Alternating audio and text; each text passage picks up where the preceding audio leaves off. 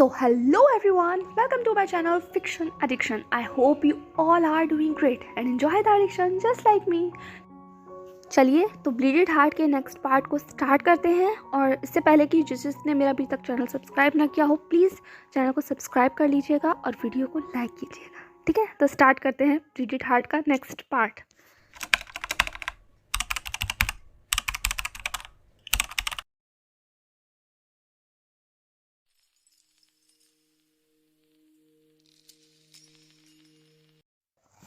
बाउसे सरन के ये पूछने पर कि क्या तुम इस बेबी को रखना चाहते हो या नहीं, एकाएक वीन गुस्सा हो गया था। इसीलिए उसने अपनी वॉइस को थोड़ा सा हार्श और कोल्ड करते हुए कहा, यह आप क्या कह रही हैं। वीन की इतनी तेज़ आवाज़ सुनकर नानवांग जी भी गेट पर रुक गया था। वो कॉटेज की तरफ ही आ रहा था और तभी उसने वीन की इतनी तेज़ आवाज़ सुनी। नानवांग जी ने भी अपनी आवाज़ को थोड़ा सा रेस करते हुए कहा, क्या हुआ वीन। वांग जी की आवाज़ सुनकर एकाएक बाउसे सरन और वीन दोनों की ही निगाहें कॉटेज के गेट पर आकर रुक जाती हैं। बाउसे सरन ने कहा, अच्छा हुआ हांग वांगजुन तुम भी यहाँ आ गए। आओ यहाँ आकर बैठो, मुझे तुम दोनों से ही कुछ बहुत ज़रूरी बात करनी है।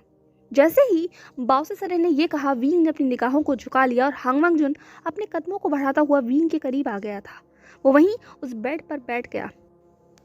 उसने सॉफ्टली वीन का हाथ अपने हाथों में लिया और उसे हल्के से सहलाते हुए धीमे से पूछा, क्या हुआ वीन। पर वीन की निगाहें तो इस वक्त नीचे झुकी हुई थी। पता नहीं क्यों पर वीन बहुत ज़्यादा अनॉय फील कर रहा था। वो एक बहुत ज़्यादा सैड हो गया था। वो कुछ नहीं कहना चाहता था। एक पल के लिए तो उसे ऐसा महसूस हो रहा था जैसे कि वो भी रो ही देगा।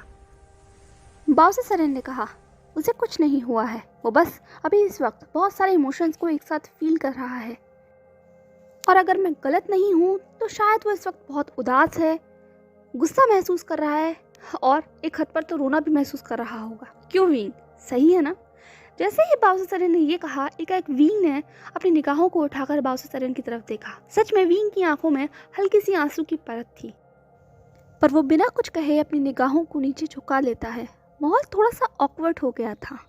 बाउसे सरन ने कहा, तुम दोनों अल्फा और ओमेगा अब दोनों मेट्स बन चुके हो। मैं ज़्यादा कुछ नहीं कहना चाहती क्योंकि तुम दोनों बेहतर तरीके से जानते हो कि हमारे सामने क्या चुनौतियां अब आगे आने वाली हैं। मैं बस ये पूछना चाहती हूँ कि क्या तुम इस चीज़ के लिए तैयार हो। इसके बाद वहाँ कुछ समय तक बातें चलती हैं। बाउसे सरन ने अपने सारे इंस्ट्रक्शंस दे दिए थे। इसके बाद वो वीन को वहीं छोड़कर उस कॉटेज से बाहर आ गई थी। पर जाते जाते उन्होंने इशारा किया था कि हांग वांगजुन भी उनके साथ चले। नानवांग जी ने कहा, वीन तुम कुछ देर यहाँ इंतज़ार करो, मैं मास्टर को बाहर तक छोड़कर आता हूँ। वीन ने सिर्फ नोट किया। वो अभी भी उदास था क्योंकि जो कुछ भी उसने सुना था बाउसे सरन से वो कहीं ना कहीं उसके अंदर डर पैदा कर रहा था। वो डरा हुआ था, बहुत ज़्यादा डरा हुआ था। कॉटेज का गेट बंद करने के साथ ही अब बाउसे सरन आगे चल रही थी और हांग वांगजुन उसके पीछे था। उसका हाथ अपने बिचन के ऊपर टाइट हो चुका था क्योंकि जैसे जैसे बाउसे सरन और उनके बीच की जो चुप्पी बढ़ रही थी, समय बढ़ रहा था, घबराहट बढ़ती चली जा रही थी। वांग जी ने कहा, मास्टर सब कुछ ठीक तो है। बाउसे सरन रुक गई। कुछ पल की शांति के साथ ही उन्होंने अपने आप को मोड़ा और वांग जी की तरफ देखने लगी। उन्होंने अपनी धीमी पर स्टर्न वॉइस में कहा, तुम ये पूछ भी कैसे सकते हो कि सब कुछ ठीक है या नहीं। वांग जी, कुछ भी ठीक नहीं है और आगे ठीक होगा या नहीं ठीक होगा ये भी मैं कह नहीं सकती। मैंने बहुत ज़्यादा कुछ तो वीन के सामने नहीं कहा, पर तुम समझदार हो। वो कमज़ोर है या यूँ कहूँ बहुत कमज़ोर है। तुम्हें वक्त वक्त पर उसके साथ रहना होगा, बिल्कुल उसकी परछाई की तरह। तुम उसे अकेला नहीं छोड़ सकते। यहाँ का एटमॉस्फेयर भी उसके लिए ठीक नहीं है। तुम्हें खास इंतज़ाम करने होंगे। तुम जानते हो ना कि वो रोशनी में नहीं जा सकता। हर पल उसे छाँव में रखना होगा, नमी के करीब रखना होगा। रोशनी वो बर्दाश्त नहीं कर सकता, फिर भी गर्माहट चाहिए। उसका शरीर ठंडा है, बहुत ठंडा, और उसे तुम्हारी गर्मी की ज़रूरत है, तुम्हारी एनर्जी की ज़रूरत है, तुम्हारे साथ की ज़रूरत है। वो कब हंसना चाहेगा, कब रोना चाहेगा, कब चीखना चाहेगा, कब बहुत ज़्यादा खुश होना चाहेगा, कोई नहीं कह सकता। उसकी इमोशंस बहुत अनस्टेबल हैं। मैंने चेक किया था, बेबी की एनर्जी बहुत स्ट्रॉन्ग है, पर वीन के अंदर की एनर्जी अगर ज़्यादा बढ़ गई तो वो कहीं ना कहीं उस एनर्जी को नुकसान पहुंचा सकती है या उसकी एनर्जी को कंज्यूम कर सकती है। इसीलिए तुम्हें ख्याल रखना होगा। बाउसे सरन कहीं खोई खोई सी लग रही थी। वो शांत थी, वो सब कुछ कह रही थी, पर फिर भी एक अजीब सा एहसास हो रहा था लान वांगजी को, जैसे कि वो कुछ छुपा रही हैं। जब वो शांत हो गई तो वांगजी ने कहा, क्या कुछ और भी है मास्टर जो आप बताना चाहती हैं? बासु सरन ने कहा, पता नहीं, मैं समझ नहीं पा रही। जब मैंने उसकी नब्ज को चेक किया था तो मुझे बस एहसास हुआ कि एक प्रेग्नेंट ओमेगा के अंदर जितनी एनर्जी होनी चाहिए विंग के अंदर उससे ज़्यादा है। मैं फैसला नहीं कर पा रही हूँ कि एनर्जी किस तरीके की है। वांगजी ने कहा, क्या ये डरने वाली बात है? बासु सरन ने कहा, डरने वाली बात तो है, क्योंकि अगर विंग के अंदर इतनी ज़्यादा एनर्जी है उसके बेबी को लेकर, तो ऑब्वियस सी बात है कि उस बेबी को इस एनर्जी को बनाए रखने के लिए एक्सटर्नली भी एनर्जी चाहिए होगी, और ये एनर्जी वो या तो अपनी मॉम से हासिल करेगा या अपने डैड से। तो अब तुम दोनों को ही अपनी एनर्जी का ज़्यादा सोर्स उस बेबी को प्रोवाइड करवाना होगा। बस यही एक डर है मेरे अंदर। पर सोचने वाली बात यह है कि एक बेबी इतनी सारी एनर्जी कैसे कंज्यूम कर सकता है। मैं बस इसीलिए थोड़ा घबरा रही हूँ। वांगजी ने कहा, मास्टर हमें क्या करना चाहिए? बासु सरन ने कहा, फिलहाल अभी चिंता मत करो, वक्त के ऊपर छोड़ दो, देखते हैं हम क्या होने वाला है। पर मैं बस यही कहना चाहती हूँ कि तुम्हें तैयार रहना होगा, तैयार रहना होगा, कुछ भी हो सकता है। ये सिर्फ कुछ शब्द नहीं थे, ये डर था जो वांगजी के मन में बहुत अंदर तक था। ये यूँ कहो हर एक के मन में था। सब विंग को इस तरीके से देखकर खुश तो थे, पर सब डरे हुए थे कि भविष्य क्या उनके साथ लेकर आएगा। ये प्रेगनेंसी बहुत टफ होने वाली थी, बहुत ज़्यादा। कुछ पल के लिए वहाँ पर शांति ऐसे ही बनी रही। बासु सरन ने उस शांति को ख़त्म करते हुए कहा, जाओ वांगजी, इस वक्त विंग को तुम्हारी ज़रूरत है। वो बहुत ज़्यादा टायर्ड है। उसके मूड को अपलिफ्ट करने की कोशिश करो, उसे खुश रखने की कोशिश करो। सिर्फ यही अभी हम कर सकते हैं। उसके बाद बासु सरन वहाँ से जा चुकी थी, पर पता नहीं लान वांगजी वहाँ पर कितनी देर तक खड़ा रहा, कितना वक्त गुजर गया, कितना कुछ महसूस किया उसने। काफ़ी देर तक वहाँ पर ऐसे ही खड़ा रहा। फिर उसके बाद उसने अपने कदमों को बढ़ाया और अपनी जिंगशी की तरफ चला गया। लगभग आधे घंटे बाद वांगजी वापस उसी कॉटेज में आ गया था जहाँ पर विंग था। विंग की निगाहें अभी भी वहीं खिड़की से बाहर टिकी हुई थी। उसके मन में बहुत कुछ चल रहा था। वांगजी ने खुद को मजबूत किया, अपने कदमों को आगे बढ़ाया और विंग की दिशा में बढ़ने लगा। विंग का ध्यान एकाएक टूट गया। उसने वांगजी की दिशा में देखते हुए कहा, अरे लानजान, तुम आ गए? विंग के चेहरे के ऊपर एक ऑकवर्ड सी स्माइल थी, यूँ कहो फेक सी स्माइल थी, जिसे वांगजी आसानी से पहचान सकता था। और ये चीज़ कहीं ना कहीं वांगजी के दिल को तोड़ रही थी, पर उसने कोई भी रिएक्शन नहीं दिया। उसने कहा, मैं आ गया। इसके बाद उसने अपने कदमों को आगे बढ़ाया और बिना विंग के कुछ भी कहे बगैर उसने विंग को एकाएक अपनी गोद में उठा लिया था। विंग चौंक गया था। उसने अपने हाथों को वांगजी की गर्दन में डालते हुए वांगजी की तरफ देखते हुए कहा, अरे लानजान, क्या कर रहे हो? हम कहाँ जा रहे हैं? वांगजी ने कहा, मेरे साथ चलो। विंग ने कहा, वो तो मैं चलूंगा, पर बताओ तो सही। वांगजी ने कहा, तुम मुझ पर विश्वास करते हो ना? विंग शांत हो गया था। वो वांगजी की निगाहों में देख रहा था। एक अजीब से इमोशंस उसे उसकी निगाहों में दिखाई दे रहे थे। चेहरा तो इंडिफरेंट था, बट आंखों में कुछ था। एकाएक विंग शांत हो गया तो वांगजी ने अपने शब्दों को दोबारा दोहराते हुए कहा, विंग, तुम मुझ पर विश्वास करते हो ना? विंग ने कहा, करता हूँ। ये शब्द बहुत धीमे से कहे गए थे, पर वांगजी को एक सुकून मिला। वांगजी ने कहा, ठीक है, तो अब हम अपने घर वापस चलेंगे। विंग ने कहा, अपने घर? ये कहते हुए वांगजी आगे बढ़ने लगा। उसने कोई जवाब नहीं दिया। उसने बस कहा, इसके बाद विंग भी अपने सर को वांगजी की गर्दन में छुपाकर वहीं लेट चुका था। वांगजी की वो सैंडलवुड फ्रेग्रेंस कहीं ना कहीं उसे बहुत ज़्यादा काम कर रही थी। उसकी बॉडी वीक थी, कमज़ोर थी, वो टायर्ड भी फील कर रहा था और कुछ कहने की उसके अंदर ताकत नहीं थी। इसीलिए वो बस शांति से वांगजी की बाहों में ऐसे ही था। विंग ने अपनी निगाहों को बंद कर लिया था। वो बस धीमे धीमे सांस ले रहा था। कुछ ही कदमों को चलने के साथ ही अब वांगजी का एक रुक गया तो विंग ने अपनी निगाहों को खोलते हुए कहा, हम आ गए? वांगजी ने कहा, पर विंग ने सामने जो देखा वो नज़ारा उसे चौंकाने के लिए और ज़्यादा काफ़ी था। वो जिंगशी था। विंग ने कहा, जिंगशी? वांगजी ने कहा, मेरा और तुम्हारा घर।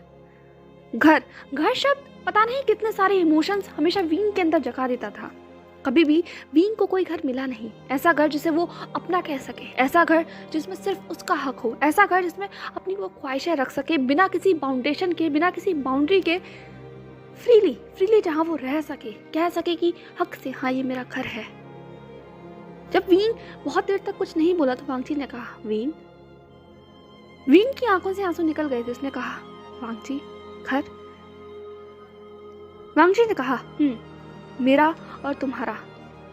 इसके साथ ही वांगजी ने जिंगशी का दरवाज़ा खोला और अब विंग को लेकर वो अपने बेड चैम्बर की तरफ बढ़ चुका था। उसने बहुत ही सावधानी से विंग को वहीं बेड चैम्बर में लेटाया। उसके बाद उसके बगल में आकर बैठ गया। जिंगशी बहुत बदल चुका था, शांत था हमेशा की तरह। पूरी जिंगशी में वांगजी की वो सैंडलवुड की स्मेल भी फैली हुई थी, लेकिन फिर भी विंग महसूस कर सकता था कि बहुत सारे बदलाव किए गए हैं। विंडोज को कर्टन से कवर किया गया था। पूरा जिंगशी इस वक्त हल्की सी धीमी रोशनी में डूबा हुआ था। शायद कर्टन्स को इसलिए डाला गया था ताकि रोशनी अंदर ना आ सके। इसके साथ ही सॉफ्ट मैट्रेसेस का इस्तेमाल किया गया था। कुशन्स थे, ऐसे कुशन्स जो बॉडी को आराम दे सके। हीट बढ़ाने के लिए हीटर्स का भी प्रयोग किया गया था और साथ ही उस बेड चैम्बर को एक स्पेशल कर्टन से कवर किया गया था। विंग सब कुछ देख रहा था, सारी जगहों को देख रहा था। पूरे जिंगशी में इस वक्त कैंडल्स चले हुए थे, ऐसे कैंडल्स जो आपके माइंड को काम करे, आपको अच्छा महसूस कराए।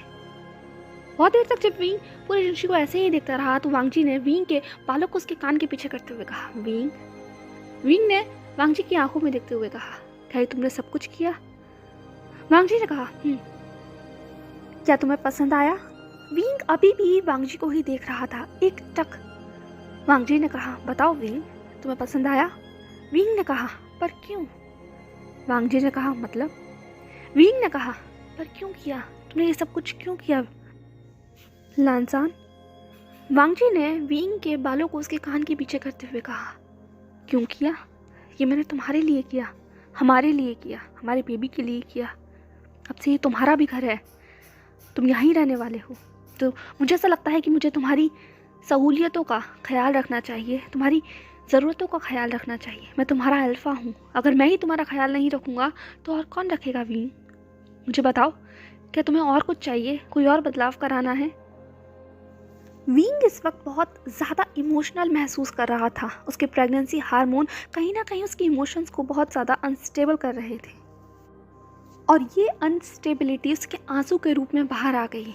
जब विंग को वांगजी ने ऐसे रोते हुए देखा तो उसने उसके पूरे चेहरे को अपनी हथेलियों में लेते हुए कहा, क्या हुआ विंग? क्या तुम्हें कुछ पसंद नहीं आया? तुम मुझे बता सकते हो, पर प्लीज़ रोना बंद करो। मुझे तुम्हारी आंखों में आंसू बिल्कुल भी अच्छे नहीं लगते। विंग ने अपनी निगाहों को बंद कर लिया। उसकी आंखों को बंद करते के साथ ही उसके आंसू उसके गालों पर लुढ़क गए थे। वांगजी ने विंग को अपनी लैप में ले लिया था। वो विंग की बैक को हल्के हल्के सहलाने लगा। उसने अपने कामिंग फेरोमोन्स को रिलीज करना शुरू किया। पूरा जिंगशी इस वक्त उसके फेरोमोन्स से भर चुका था और कहीं ना कहीं ये चीज़ विंग को काम होने में, सूदिंग महसूस करने में हेल्प करने वाली थी। बहुत देर तक विंग ने कुछ नहीं कहा और वांगजी भी पेशेंसली विंग का इंतजार करने लगा। वो विंग को समय देना चाहता था। जब विंग बोलना चाहेगा तो वो खुद बोल सकता है, वो जोर देने की ज़रूरत नहीं है। बहुत देर तक जिंगशी में ऐसे ही शांति फैली रही। वांगजी के लॉन्ग हेयर्स उसके फेस पर आ रहे थे। विंग ने उन हेयर्स को लानवांगजी के कान के पीछे टक करते हुए वांगजी की आंखों में देखते हुए कहा, लानजान। वांगजी ने कहा, कहो। विंग ने कहा, क्या तुमने अभी ये कहा कि ये मेरा घर है? लानवांगजी ने कहा, ये तुम्हारा घर है, तुम्हारा, हमारा, हमारे आने वाले बेबी का। अब से हम सब यहाँ आराम से रहेंगे विंग। ये तुम्हारा घर है, तुम्हारी जिंगशी है। विंग की आंखों से आंसू फिर लुढ़क गए। वांगजी ने कहा, तुम रो क्यों रहे हो? प्लीज़ रोना बंद करो। विंग ने कहा, नहीं, ये इमोशन मेरे कंट्रोल में नहीं है। पर तुम्हें पता है ये शब्द कितना खूबसूरत है, घर। इस शब्द को सुनने के बाद मेरे मन में क्या महसूस कर रहा हूँ मैं उसे ठीक शब्द नहीं दे सकता। वांगजी, मैं हमेशा से चाहता था कि मेरा एक घर हो, एक ऐसा जगह जहाँ मैं रह सकूं, जिसे मैं अपना कह सकूं, पर ऐसा कभी जगह मिली नहीं। ऐसा नहीं है कि मुझे यिनमंग जियांग सेट में मेरा रूम नहीं मिला या मुझे अपनेपन का एहसास नहीं कराया गया, पर फिर भी मैं वहाँ इतना अच्छा महसूस नहीं करता था। कभी ना कभी मुझे एहसास होता था कि ये सब चीज़ें मेरी नहीं हैं, इन पर मेरा हक नहीं है। पर आज यहाँ आकर मुझे सुकून मिल रहा है। जब तुमने कहा कि ये मेरा घर है तो मुझे इस चीज़ पर विश्वास करने का मन कर रहा है, अच्छा लग रहा है। बस इसीलिए सारे इमोशनल मुझ पर हावी हो गए हैं। वांगजी ने कहा, ये सिर्फ कहने की बात नहीं है, मैं तुम्हें प्रूव कर कर दिखाऊंगा अपने एक्शन से कि ये सब कुछ तुम्हारा है, कोई सपना नहीं है। इस पर सिर्फ तुम्हारा हक है। मैं जानता हूँ मैंने बहुत सारी गलतियाँ की हैं, बहुत सारी। विंग ने लानवांग जी को रोकते हुए कहा, नहीं लानजान, प्लीज़। लानवांग जी ने अपना सर झटकते हुए कहा, नहीं विंग, नहीं, प्लीज़ सुनो मेरी बात। मैं ये कहना चाहता हूँ और अगर मैं नहीं कहूँगा तो मुझे घुटन महसूस होगी। प्लीज़ मेरी बात सुन लो, एक बार सुन लो। विंग ने कहा, ज़रूरी है? लानवांग जी ने कहा, बहुत बहुत ज़्यादा ज़रूरी है। मैं जानता हूँ मैं काबिल नहीं हूँ, मैं बिल्कुल काबिल नहीं हूँ तुम्हारे अल्फ़ा बनने के, तुम्हारे साथ खड़े रहने के, तुम्हारे साथ यहाँ बैठने के, तुम्हें छूने का। मैं बिल्कुल भी लायक नहीं हूँ, बिल्कुल भी हकदार नहीं हूँ। मैं किस मुंह से तुमसे माफ़ी मांगूँ मैं नहीं जानता। मुझे पता है कि मैं तुमसे माफ़ी मांगने के भी लायक नहीं हूँ, लेकिन फिर भी मैं ग्रीडी हूँ, मैं सेल्फिश हूँ, इतना ज़्यादा सेल्फिश हूँ कि मैं तुम्हारे साथ खड़े रहना चाहता हूँ, तुमसे माफ़ी की उम्मीद करना चाहता हूँ। प्लीज़ विंग, प्लीज़ इस अल्फ़ा को माफ़ कर दो। मैं जानता हूँ कि जो कुछ भी मैंने तुम्हारे साथ किया, तुम्हारे विश्वास को तोड़ा, तुम्हें धोखा दिया, लेकिन फिर भी मैं चाहता हूँ कि तुम मुझ पर विश्वास करो, मेरे साथ रहो। मुझे अपने दिल की बात बताओ विंग, मेरी बात जानो, मेरे दिल के एहसासों को जानो। जो कुछ भी मैंने तुम्हारे साथ किया उन्हें माफ़ कर कर आगे बढ़ने की कोशिश करो। चाहो तो मुझे पनिश कर सकते हो, जैसा चाहो वैसा पनिश कर सकते हो, पर प्लीज़ मुझे छोड़कर मत जाओ। प्लीज़ विंग, मुझे छोड़कर कभी मत जाना। तुम हमेशा मुझे अपने साथ खड़ा रखो, प्लीज़, बस मैं यही चाहता हूँ। चाहो तो मुझे खुद से दूर कर देना, पर इतनी इजाज़त देना कि मैं तुम्हें देख सकूं। वापस कभी मेरी ज़िंदगी से गायब मत होना। प्लीज़ विंग, ये सब कुछ मत करना जो तुमने किया। मैं डर गया था, मैं बहुत डर गया था। मैं बता नहीं सकता कि मैं कैसा महसूस कर रहा था। हर बार जब भी तुम मेरे साथ थे, जब मैं तुम्हें जानता था और जब भी मैं तुम्हें नहीं जानता था, तब तुम मेरे साथ थे। तुम्हारे ना होने पर मुझे ऐसा एहसास होता था जैसे मैं सांस नहीं ले पा रहा हूँ। इसीलिए मैं भागता रहता था, बस भागता रहता था, एक ऐसी तलाश में, एक ऐसी जगह जिसकी कोई मंजिल नहीं थी। चाहे मैं कितना भी कोशिश कर लूं अपने अंदर उठ रही उस बेचैनी को ख़त्म करने की, पर वो कभी ख़त्म ही नहीं होती थी। इसीलिए मैंने सहारा लेना शुरू किया, मैंने पीना शुरू किया, मैंने ओमेगाओं के साथ रहना शुरू किया। एक आग थी जो जलती रहती थी और वो जलन मुझे जलाती थी, खोखले होने का एहसास दिलाती थी। और उन सबको जलाने को, उस जलन को बंद करने के लिए, इन आवाज़ों को ख़त्म करने के लिए, इस बेचैनी से खुद को मुक्त कराने के लिए मैंने ये सब कुछ किया। मैंने उस लानजान को बहुत पीछे कहीं छोड़ दिया था विंग। मैं जानता हूँ मैंने बहुत सारी गलतियाँ की हैं, मैंने खुद को गंदा कर लिया। मैं तुम्हारे लायक नहीं हूँ, काबिल नहीं हूँ तुम्हारे प्यार के लिए, फिर भी मैं तुम्हारे प्यार की उम्मीद कर रहा हूँ। मेरा जिस्म इतना साफ नहीं है, मैंने बहुत सारे ओमेगाओं को छुआ है, ये मैं स्वीकार करता हूँ, लेकिन फिर भी ये अल्फा सिर्फ तुम्हें चाहता है, सिर्फ तुम्हें चाहता है। मैं यकीन दिलाता हूँ विंग, मैंने कभी किसी को हक नहीं दिया कि कोई मुझे छू सके, कभी भी नहीं दिया। मैंने कभी किसी को छूने नहीं दिया सिवाय तुम्हारे। चाहे तुम इस बात का यकीन करो या ना करो, लेकिन ये हांगवांग जुन, इसकी आत्मा अभी भी प्योर है, और ये सोल सिर्फ उसके विंग से प्यार करती है। इस सोल ने, मेरे अल्फा ने हमेशा तुम्हारा इंतज़ार किया, हमेशा तुम्हारा। जब तुम नहीं थे तो ये बस बेचैन था, और जब तुम्हें देखा तो सिर्फ बस इसने यही कहा कि तुम ही हो। मुझे नहीं पता कि क्या है मेरे अंदर जो मुझे तुम्हारी तरफ खींचता है, पर मैं तुमसे अलग नहीं होना चाहता। Please wing, please. मुझे नहीं पता कि मैं तुम्हें समझा पा रहा हूँ या नहीं, कि मैं क्या महसूस कर रहा हूँ, मैंने क्या महसूस किया। मैं जानता हूँ कि मैं शब्दों के साथ अच्छा नहीं हूँ, पर बस मैं यही चाहता हूँ कि तुम मुझे एक मौका दो। लानवांग जी का पूरा चेहरा आंसुओं से भीग गया था, और विंग ये देखकर बहुत टूटा हुआ महसूस कर रहा था। वो वांग जी को बिल्कुल भी ऐसे नहीं देख सकता। वांग जी ने कहा, प्लीज़ विंग, क्या तुम मुझे माँ। इससे पहले कि वांग जी आगे कुछ कह पाता, एकाएक उसे महसूस हुआ कि विंग ने बहुत ही फोर्सफुली उसके लिप्स को कैप्चर कर लिया है। विंग उसे किस कर रहा है, बहुत फोर्स के साथ, और उतने ही फोर्स के साथ लानवांग जी ने भी उस किस को रिटर्न करना शुरू किया।